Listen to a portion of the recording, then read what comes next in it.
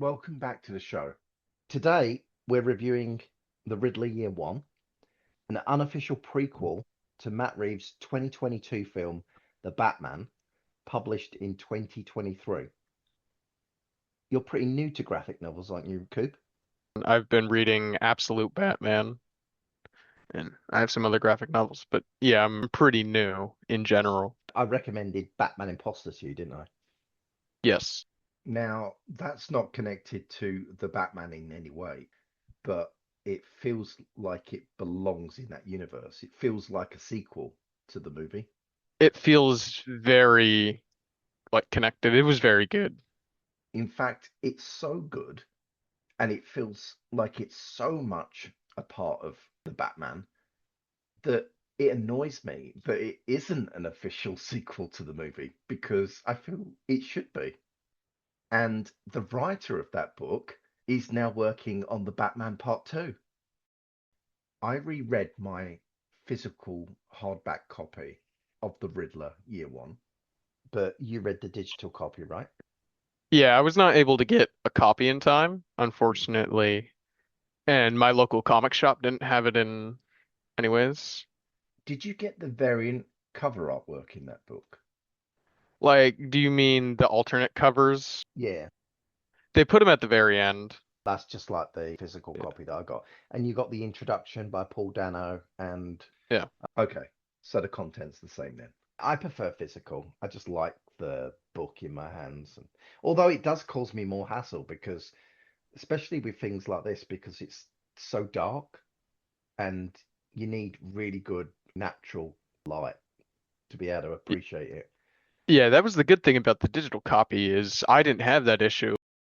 I would say this book is the perfect in for new readers if they're new to comics or graphic novels because it's a bridge between the movie and traditional comics. Would you agree? I would say, yeah, absolutely. I even recommended this to my dad, actually. I was talking to him a few days ago and I told him to pick it up. I was talking to Shenmue yesterday and I was telling him that we were going to talk about this book, and Shenmue hasn't read it. And he was like, well, maybe I should read it. I said, well, listen to this episode first and then see if we recommend it.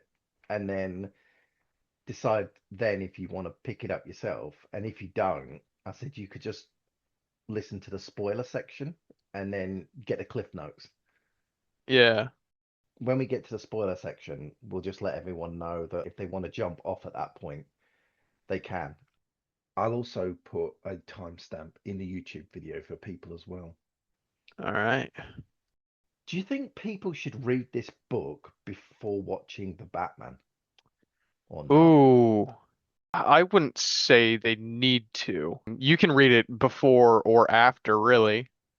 We both read it after the movie. It would be cool to know the origin because they don't delve into the Riddler's origin, but it's not like necessary to see. To me, you can read it either way.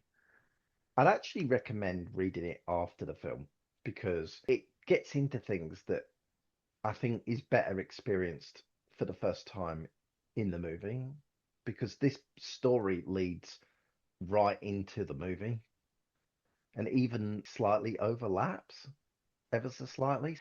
And there's themes and ideas that are in the movie. So I feel like the best way is probably to watch the movie first, then read the book like we've done. Now, this book is published under the DC Black Label, and I don't know if you know anything about that coup. That means they're more adult focused, right? Yeah, and I think the quality is higher as well. Batman Imposter was under the Black Label as well. What's your feelings about the artwork? I liked the artwork. It's a more rough art style, but I really liked it. I feel like it fit the aesthetics of this Riddler specifically, like a very The broken person on his journey to become the Riddler. the artist is Stevan Subic, and he was personally picked by Paul Dano. Paul said they sent him samples from different artists, and he was able to pick from the bunch, and he picked Steven. And this is Steven's first American comic. Oh. He did a And really good job. he said that Batman is his favorite hero, and he felt a huge responsibility to do the character and story justice. He said he was free to create his own version of Gotham and the characters, but he found that the look of the movie was almost identical to his own personal preference, so he basically stuck to that. I found the artwork exquisite. It's Yeah, like some of the panels at the very end of some chapters were very cool. I'm surprised that he was given such leeway by DC to go off model if he wanted to with the look of the book. I would have hated it if this Batman was wearing tights and Gotham looked like Chicago. I'm happy that his preferences aligned so closely with the movie. Yeah, it'd be very different. The story was written by Paul Dano, and I think it's meticulous the way he's done this. I kept going back to reread panels to see the connection and the foreshadowing. I thought it was an absolute page turner. What about you? Yeah, absolutely. I was actually guilty of reading this during class sometimes, just tuning my professor out because it's so good. I was just envisioning the classic thing of hiding the book within another book, but of course you had it on your tablet. No, it was on my laptop. It just looked like I was taking notes, but I was instead reading Riddler. I had two people like directly to the left and right of me, and they definitely knew that obviously I was not paying attention and reading comics, but they didn't say anything. They don't care. I mean, the girl sitting next to me, she like scrolls her phone for half the class. I feel like the story reads like a movie or a HBO miniseries, like top drawer entertainment. That's a good point. It really does feel like that. Paul said that the story began as backstory for his character on the movie. So he said when he takes on a part for a film, he often will create a backstory for that character that he's playing. He will consider what brought that character to the point that we find them in the movie. So, what brought Edward Nashton to the point where he's invading the mayor's home and killing him with a carpet tucker? One day on set between takes, probably with his head wrapped in cling film. That's how I'm imagining it. Paul told Matt his ideas, and he said that Matt encouraged him to approach DC to turn it into a comic. It's really impressive that an actor wrote this, like just for backstory, just to get a deeper understanding of his character. He said that the Riddler has consumed his life for 2 years. So that would have been a year and a half on the book alone, and then 6 months making the movie, I guess. So he's been really into the head of Edward Nashton for 2 years. Yeah. Now, what rating would you give this book out of 5 stars? Let's see. I probably wouldn't give it a perfect five. I tend to not give things like perfect fives. So maybe like a 4.5 out of five. All right. The way I rate things is I don't believe in perfection. So I don't feel like a five means that something has to be perfect. I just feel like it has to be of a standard where I'm like, yeah, that's really, really good. So I'm going to give it a five. All right. Okay, so both of us would definitely recommend this, right, to anyone listening if they enjoyed the Batman. Coop approved. Warning at this point to everyone listening at home, we're now going to enter the spoiler section. As the story begins, we find Edward Nashton is a forensic accountant. He works for a company called KTMJ, and that's kind of similar to KPMG, which in the real world is one of the big four global accounting networks. Did you know that? Nope. His case leader calls him Rain Man and He constantly does. takes credit for his work. You turn over the page, and then Edward's like, but he never says it to his face because Edward's very shy, isn't he? And has Yep. very low self-esteem. He allows himself to be walked over by pretty much everyone. He also suffers from insomnia. He has panic attacks, severe anxiety, and would you say hallucinations or morbid fantasies? Hmm. Maybe morbid fantasies combined with hallucinations. And he contemplates suicide. A very heavy origin for the Riddler. He should be receiving mental help. I wonder if he's ever sought it out, or whether the system failed him as it did Arthur Fleck in Joker. I don't think he would have. I think he has never sought out any help either, because Arthur Fleck, he's more of an outgoing extrovert kind of character. He gets up on a stage, he tries to tell jokes, he'll put himself out there. He's the kind of guy that would go and seek help. Whereas I feel like Edward is an introvert. He'll never reach out for help. One day at work, he notices a pattern of suspicious behavior on an account. They all specifically add up to $10,000. 10,000 exactly, over and over and over again. Edward knows that any number over 10,000, it'll trigger on the system. So if you want to avoid suspicion, you got to get it under that amount, right? Yeah. And this event really is the catalyst for everything that follows. This is what leads to a cascading series of events and revelations on Edward's part that takes him from being a downtrodden pleb to a serial killer. He follows his boss after work and he's threatened by a HR report. And then Edward says to himself, why didn't I speak to him at work instead of resorting to stalking? I thought that was funny. Because he's like, why didn't I behave like a normal human being? And he punishes himself by plunging his hand into a bowl of hot soup. Poor guy, like just straight torture. And one night he breaks into his boss's office and he learns that regular payments are making their way into the renewal fund. And he learns that drop money is being funneled through New Beginnings, which in turn is being sent through Waterfront Industries, which is another front, not even pretending to be operational, that one, and then on to Renewal as charitable donations. Lots of money movement here. It's fun to follow, isn't it? It's fun to watch him put the pieces together.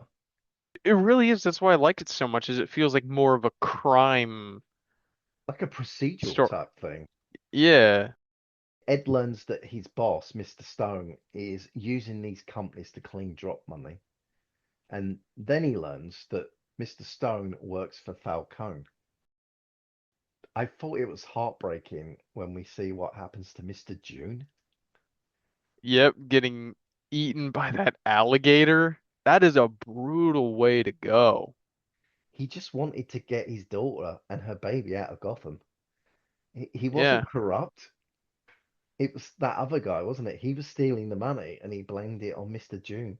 Mr. June was just a smurf. Yeah. That alligator, by the way, I thought it was a crocodile. And Oh, I think they mention it. It's either I can never tell the difference between the two. well, if it's a crocodile, could we say that this is the Reeves version of Killer Croc, a literal crocodile? Let's see. It's an alligator. Oh, all right. Okay. Killer Croc, not confirmed. I can't believe I remembered that. Edward sends CCTV evidence to the police. Despite the danger, he said he begins to feel alive. Why was the delivery guy bleeding from his fingernails? Did you notice that? I don't know. Is it drug related? Surprised I'm not a frequent drug user. You're not a drug fiend? You're not a drop head? Yeah. Of course, nothing is done by the police because we later learn that they're part of it. Of course. It's the Gotham police. Of course, they've got to be in on it. Ed learns from Mr. June's daughter that her father was one of many Smurfs who were forced to clean money. He breaks into mountain security. Stacks of physical documents are there. He gets help from a mysterious online person who identifies themselves with a bat symbol. And Edward speculates, could this in fact be the Batman? Yeah, and at this point, he starts hallucinating the Batman, seeing him in places. There's a panel where he's drawn the Batman and says, "Follow the numbers." And we never learn who that mysterious helper on the internet was. I thought it might come back to it later in the story, but it doesn't. He returns to mountain security every night for weeks. One thing I did find amusing was that he then writes a letter and he leaves it for the Batman taped to a fire escape. And I'm like, how on earth do you think Batman's going to find that? In all of Gotham, a letter taped to a single fire escape. Found all those Riddler trophies in Arkham City. As clever as he is, there is a part of him that just isn't thinking rationally, even though he is very rational in other ways, right? Yeah. And about halfway through the book, we turn backwards to Ed's tortured childhood in the orphanage. You know a lot more about Riddler origin stories than I do. Would you say this is the roughest one of his origin stories, or would you Oh, say for there's sure. been rougher? No, for Because I, sure. because I, This because is. I was watching a video yesterday actually about his edition of One Bad Day, and that one seemed pretty bad as well, but I don't think it has anything on this one. There's a graphic novel called Four of a Kind, and it's a collection of different Batman stories from different Batman comic books. And one of them features the Riddler. I think the story begins in Arkham Asylum, and Riddler's there, and I think it's the asylum. It's been a long time since I read it, and he's sitting there in the room. Could be the police station actually, and they have the two-way glass. There's no one in the room with him, but he starts talking to this mirror on the wall, and he's like, "I know you're back there listening, watching me, analyzing me." And he goes, "Do you want to know my story? Do you want to know why I do this? How I got to this point?" And then he proceeds to tell his story from his childhood forward. I can't remember all the details 'cause it's been a long time. It's a good book, good story. And he was fascinated and drawn to puzzles as a child, which is the same thing we find with Edward in this book as well. Spoiler for that book, by the way, but what makes that story great is at the end, he says the whole thing and he thinks that he's just given them this amazing insight. It's the information that they've been looking for, and there's no response. Like no one comes from the other room into the room with him. No one speaks through an intercom, nothing. Just total dead air. And he gets so angry, he picks up the chair he's sitting on and he throws it through the window, smashing the two-way mirror. And there's no one there. It's just an empty Oh, room on the other side, and he absolutely freaks out. He just becomes like a babbling wreck that like no one's paying him attention because that version of the Riddler, the whole reason that he does what he does is for attention. He wants to prove that he's the smartest man in the room. that's kind of what he's like in Arkham with all the Riddler trophies. I Yeah. mean, when you collect all the Riddler trophies, he starts freaking out, accusing Batman of cheating, that Yep. there's no way he could have done this all on his own. It's Yeah, so that is the classic comic book version of the Riddler. But the version that we get in this story and in the movie, very different, isn't it? He's indeed like, he's not trying to prove anything. He's trying to educate through violence. He says in his yeah, stories, like, you can't just give people the answer. You have to tease them with it. You have to make them work for it. yeah.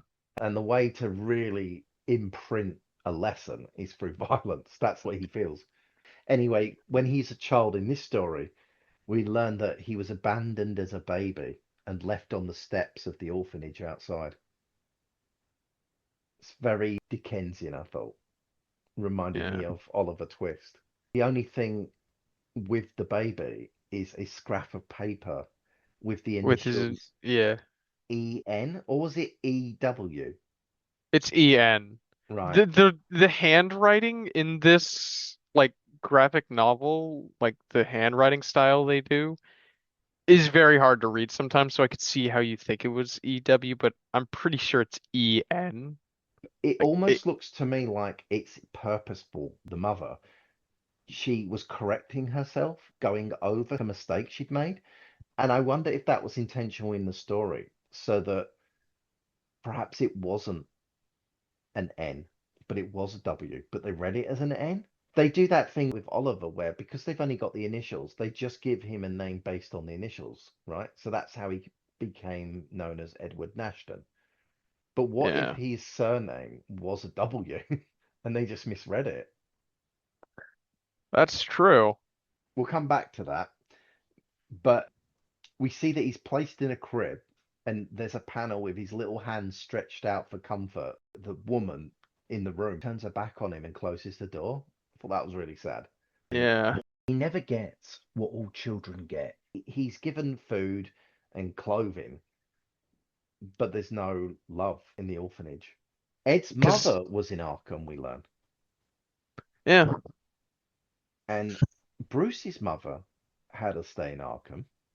I thought that was interesting. Both their mothers were in Arkham. that was very interesting. They're the same age. Both lived in the orphanage. Of course, Bruce lived there before it was an orphanage, and both of their mothers spent time in Arkham. Interesting. It's like the two sides of a coin. Do you think Ed's mental illness is genetic? Do you think he inherited it from his mother, or is it a product of his environment? I'd have to say it's a product of his environment because if Bruce's mother was in Arkham, wouldn't Bruce have some mental issues as well? Well, sometimes if a parent does have mental illness, their progeny can inherit it. But there are other times when the parent does have a mental illness, but they don't inherit it. It doesn't always work that way. But then again, are we sure that Bruce doesn't have a mental illness? At least in this version of Batman. I mean, it's definitely got to be a product of his environment because, as we'll discuss, I mean, he has a pretty messed up time in this orphanage, so it's got to be a combination of like maybe his mother did pass it down to him and like his for the product of his environment like really enhanced that. We see that Ed doesn't speak in the orphanage, but when he plays with toy blocks, he spells out the sequence 13, 1, 13, 1, which spells out the word mama. Yeah. So he's obviously highly intelligent. So he's choosing not to speak. It's often caused by intense anxiety and a fear of social situations. And he's really good at chemistry as well. He creates his own chemical nightlight to read under the blankets. Yeah. The kids verbally abuse Ed and force him to kill a turtle. Yeah, that was a messed up panel. But Ed It gets was his revenge by tricking the boys into blowing themselves up. that's true. So all's well that ends well. Ed gets his hope up when Thomas Wayne visits the orphanage and holds a press conference pledging a billy for charitable works. Yep, Ed speaks for the first time to Thomas Wayne. I think that was the best day of Ed's life, don't you? When Thomas Wayne probably. visited. Because he finally had hope. Shortly after that, the Wayne murder is reported by the TV news media, and they show the covered corpses on live television. Do they do that in America? I don't believe so. I don't watch the news, but I believe they do not do that. You could see the legs poking out from beneath the blanket. Yeah. I think like they'll show the crime scene, but I think at that point they have the bodies moved out. Maybe in Gotham they just don't have the same standards. The Monarch Theatre is named as well as the location from which they came that night, which is interesting because the Monarch was the name given to the theatre in Batman '89, and it's kind of become a staple in other Batman media, such as the Arkham games and the recent Lego Batman game. Yeah. Young Ed's renewal application is rejected. Yep. Corruption He is. already? Yeah, What? he's a freak out. I mean, he's freaking out here, saying he promised. Yep. He blames Thomas. He doesn't realize at that point that it's been co-opted. Now that Thomas has died, other people have taken control of it, right? Which is a Yeah. theme that runs through this book and the movie, where, as clever as he is to put all these pieces of the puzzle together, he's wrong about a huge fundamental thing, isn't he? Like where he views Bruce Wayne as his enemy. Yeah. Why did his foster parents return him to the orphanage? I know some foster kids tend to be like very difficult to have around. I can't see Ed being that way, can you? Because Yeah, when I you can't see him as see a boy in the story, he's very quiet, isn't he? Very yeah, I polite. can't see him as raising trouble, but I don't know, maybe the foster parents just found out that it wasn't for them. Maybe they just think he's a bit too weird. He's not trouble, but maybe they just want a more normal kid. He's sort of antisocial, isn't he? I guess they bring him back and exchange him. He said he tries to block out what happened in those homes. What happened in those homes? I don't know, but something bad if he wants to block it out. What on earth happened in those homes? Back in the modern day, Edward begins what he calls the Real Change Project. I think it's interesting that Edward keeps a journal, and so does Batman. Batman calls his the Gotham Project. Issue 5 is all just scattered notes. He fantasizes that they could be partners, doesn't he? He does. Ed says that he'll take his pain and use it as fuel to empower himself, just like his hero, the Batman. Yeah. Now, he doesn't know all this about Batman. He's just making guesses, right? But it's interesting that they are so similar in so many ways. That's why Edward is drawn to the Batman, because he does see someone that's similar to him in many ways, Yeah, and that makes sense. someone who has had enough of the way things are in the city, and someone who is willing to do something about it, to go to extreme lengths to affect change. It's just that the Batman won't kill people, Edward will. That's the huge difference between the two. Yeah.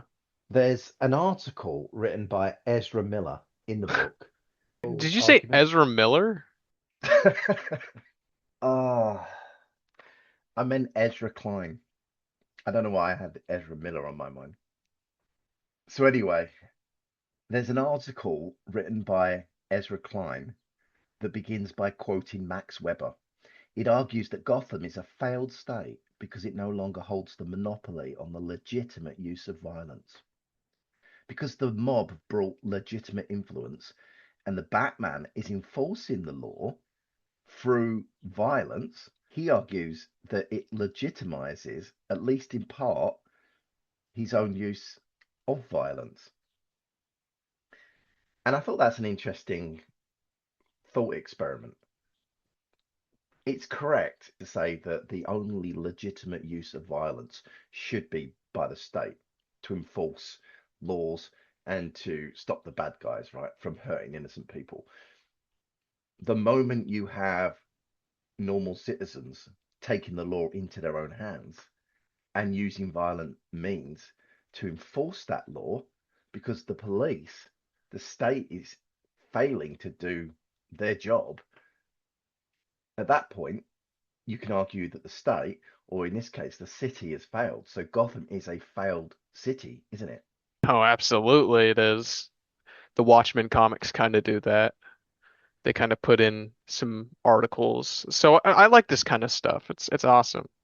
Edward buys 2 train tickets to Metropolis for Anna June, which is interesting because we know this isn't an official story in the Matt Reeves universe, but we know that in Paul's mind, at least, that Metropolis does exist. And if Metropolis exists, that means that Superman exists. Otherwise, why name drop the city? Yeah. I mean, you could argue that Paul picked Metropolis because Metropolis is the complete opposite to Gotham. Metropolis is clean, bright, modern, but you could have picked any other city, right? In America. I certainly don't think Superman exists in Matt Reeves' mind. I think in Matt Reeves' mind, superheroes do not exist. I don't think Matt Reeves would put a Superman And there are two tickets. And I thought, well, does that mean then that the baby requires a ticket? Is that a thing in America? Do you have to buy a ticket for a baby on a train? on Google. It says that you don't need a ticket for a baby, but Hmm. maybe the rules in Gotham are different, you know. Maybe it's part of the corruption, you know. They're like, we can squeeze out more money from people. We can charge them for their Yeah, babies on the train. that would make sense. Why doesn't Ed ever consider leaving Gotham himself? Ed ponders why his mother abandoned him. Was she Yeah, criminally insane? Did she kill herself? who knows? These questions must tear Ed apart. During the planning stages, Ed takes a tour of Arkham Asylum, and one of the people in the group say, "Why are you giving tours to a mental asylum?" And the tour guide says, "Because we're broke." You know, because we're just Yeah. underfunded. And that just seems to be like the whole city, right? Do you remember at the beginning of the Batman, there's a goon and he's spray painting broke on the Gotham Bank because everything's failed. And what money there was has been siphoned off by renewal and all these other systems of corruption. Yeah. We're in the last chapter now. Crazy that Ed thinks anarchy is preferable to the system in Gotham. He thinks that after his plan is executed, he and Batman will leave the safety of Arkham together and somehow enjoy a better life in Gotham. Yeah, because that's clearly how that works. He sees Arkham Asylum as their kind of arc. You know, they're going to go inside the arc together and they're going to wait it out basically while the city just tears itself apart. It's going to be like a house of cards falling. Clean the city out. That's what he thinks somehow. And that afterwards they can just like enjoy a new world in Gotham in peace. And it's like, what are you talking about, Ed? Like, you're only going to make a bad situation much, much worse. In the real world, sometimes the police will go on strike. Historically, that has happened in various countries. And when that happens, anarchy breaks out. And people always say that, like, their neighbors that were just normal people that went to work each day, went to school every day, went to church on Sunday, all that stuff, right? The moment the police aren't there, people just go crazy. They start looting, they start attacking their neighbors, roaring down the street at like 100 miles an hour in their car, running red lights, everything. They just do anything they want because there's no one to say no. And like their conscience is just gone at that point. And that's with just normal, regular people. Imagine what it would be with like people that are actual hardened criminals if there was no police around. That's true. Just imagine all those real scumbags on the loose with no one to stop them. It would be a disaster. But it's another sign, isn't it, that Ed's thinking is not quite right. He's a clever guy, but he just has this warped view of the world, doesn't he? Yeah. Like he can think out all these things, but he misses just one major detail because he thinks the wrong way about it. And yet other things, he hits the bullseye every time Yeah, he's dead on. to the point where he's seeing things that no one else sees because he's able to focus so deep into a thing that he sees things that everyone else misses. Ed catfishes Zach Morley by pretending to be a hot 27-year-old lady on a dating website and lures him to the election party where he plans to kill the celebratory masses. That's a fun plot point. Yeah. It's like, I haven't got time to deal with you personally, but I've got just enough time to make sure that you're going to get what's coming to you as well. Yeah, PhD student. Mr. June has been avenged. It's cool to see that Ed's plan begins earlier the day of Thursday, the 31st of October, with Yeah. Mr. Higgins and Mr. Stone and runs right up to the start of the movie. I would say if you're a fan of the Batman, go out and read it. I mean, it's not required reading to understand the Batman, but if you really liked the Batman, I definitely recommend it. I would like Paul to do more at some point in the future. His writing on this book is better than a lot of professional comic book writers. The story is up there with the best of any Batman graphic novel that I've read. It's good. And he said that when he got the part of the Riddler, he went deep into the Batman comics and he was just reading everything, like all these Batman stories from all these different eras. And he said that even though he was a fan of Batman previously, it sort of reignited his fandom for Batman. It's unlikely, but I would welcome him writing a Batman story about Batman. What if he did a story about the Batman? I And think it would be awesome. maybe a villain that we're not going to see in the Matt Reeves film, like one of the smaller villains. So, in brief conclusion, good book, highly recommended. Pick it up. Indeed. On the next episode, we're going to be discussing the Batman before the Batman, an original movie novel. That's a strange title. It really is. I'm just going to refer to it as before the Batman. All right. All right, then. See you, everyone. See ya.